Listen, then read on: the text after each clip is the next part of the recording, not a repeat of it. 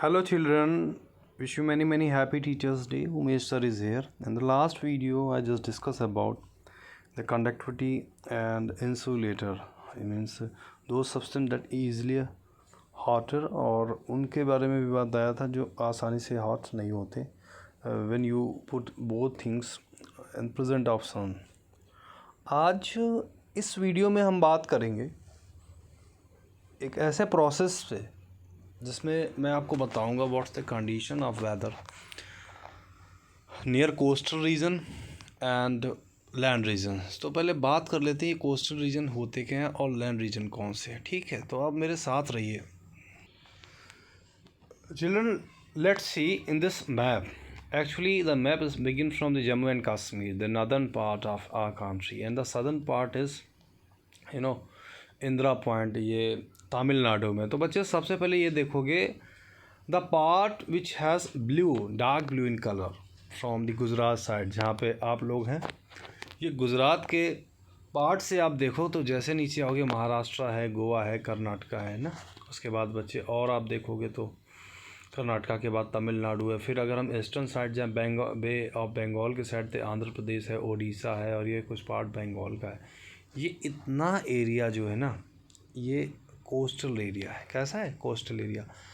बात आती है सर ये कोस्टल एरिया है क्या? एक्चुअली ये वो एरिया होता है, ये वो रीजन है जो किसी ह्यूज वाटर बॉडी से कनेक्टेड हो। आप यहाँ से देखो अरेबियन सी है, ठीक है, यहाँ पे बे ऑफ बंगाल है। अगर आप ये बॉटम पे देखेंगे यहाँ पे इंडियन ओशियन है, यानी कि ये वो एरिया है जो तीन तरफ से, जो थ्री साइड से क्या वाटर बॉडीज से कनेक्टेड है। होता क्या, ये एरिया ज़्यादा डेवलप्ड होते हैं। यहाँ का जो वेदर है वो मॉडरेट होता है। अगर मैं बात करूँ दिल्ली की या यूपी की, जहाँ पे मैं हूँ इस समय, यूपी की, ठीक है, तो this is not a coastal area. यहाँ पे गंगा रिवर है। Ganga river in the sense अगर आप कंपेयर कराएंगे अरेबियन सी से तो उसके कंपेरेटिवली गंगा रिवर बहुत छोटी होगी, ठीक है। तो हम ये कह सकते हैं कि नहीं, यूपी से गंगा निकल के आती है, यानी यूपी से पास होती है। यूपी के कुछ ऐसे शहर हैं, ठीक है ना, जहाँ से गंगा रिवर क्या आ रही है। लेकिन जो ये वाटर बॉडीज़ हैं ये बहुत ही ज़्यादा क्या होती हैं, वास्ट होती हैं। दोस्तों, अब वेदर का मैं डिफरेंस पहले समझा दूँ, थोड़ा सा जोग्राफी में चला जाऊँ। आपने सुना होगा अच्छे से कि जम्मू एंड कश्मीर में बहुत ज़्यादा ठंड होती है, या फिर दिल्ली में भी जो टेम्परेचर होता है वो भी काफ़ी ज़्यादा, मतलब गर्मियों में बहुत ज़्यादा हो जाता है और सर्दियों में बहुत ज़्यादा कम हो जाता है। यानी जितने भी ये एरिया आपको दिख रहे हैं ना, जो कोस्टल एरिया नहीं है, जो प्लेन एरिया है, जो इनर एरिया है, या फिर जो लैंड से कनेक्टेड है ना, इसकी बाउंड्री देखिए आप, लैंड से कनेक्टेड है। ऐसे एरिया दोस्तों क्या होते हैं, ये एरिया वो होते हैं जहाँ जो टेम्परेचर वेरिएशन होता है ना, जो टेम्परेचर गैप होता है वो बहुत ज़्यादा होता है।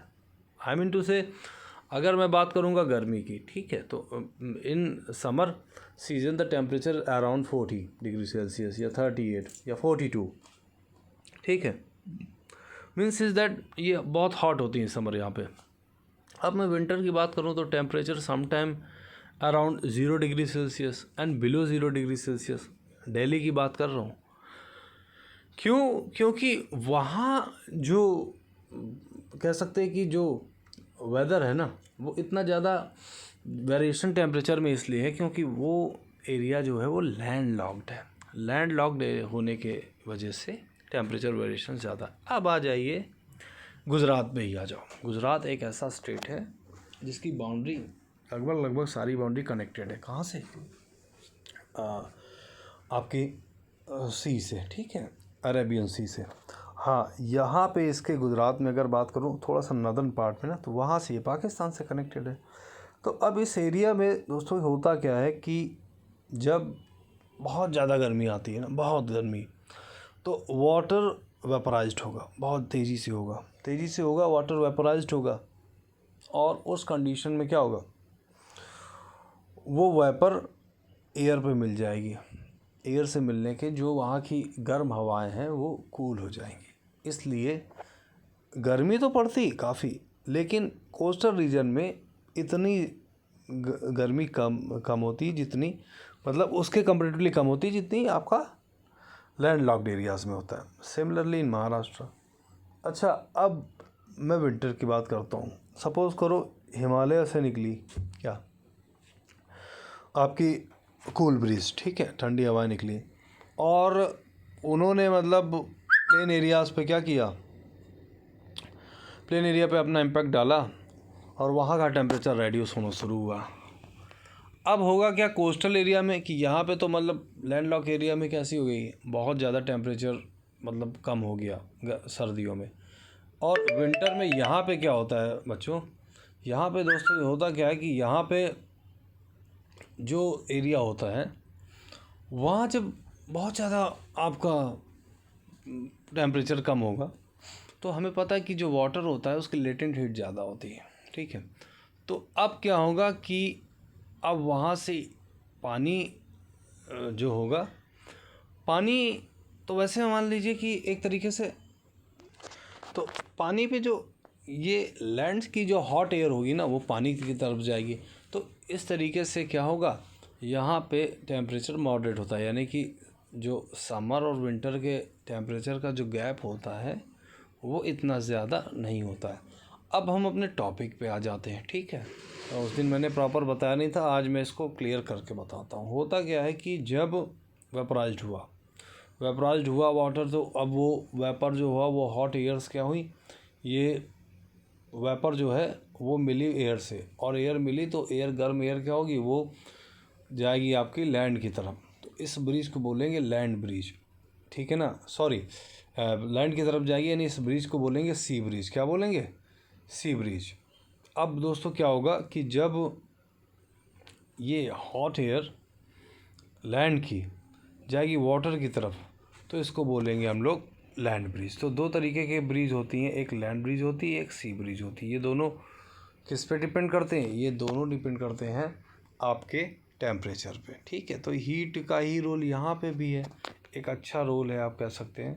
तो अब हम इसके बारे में आपको बताएंगे, शायद मैंने ये बताया नहीं था, आज मैं इसे बताता हूँ। होता क्या है कि the people live in coastal area experience the interesting phenomenon during the day. तो लैंड क्या हो जाएगी, gets heated faster than water, the air over the land becomes hotter and rise up, ठीक है। फिर कूल होगी, और यहाँ से जो एयर होगी यानी यहाँ की जो विंड होगी ये कहाँ होगी, ये आपके सी से कहाँ पे जाएगी, लैंड की तरफ जाएगी, तो इसको सी ब्रिज बोलेंगे।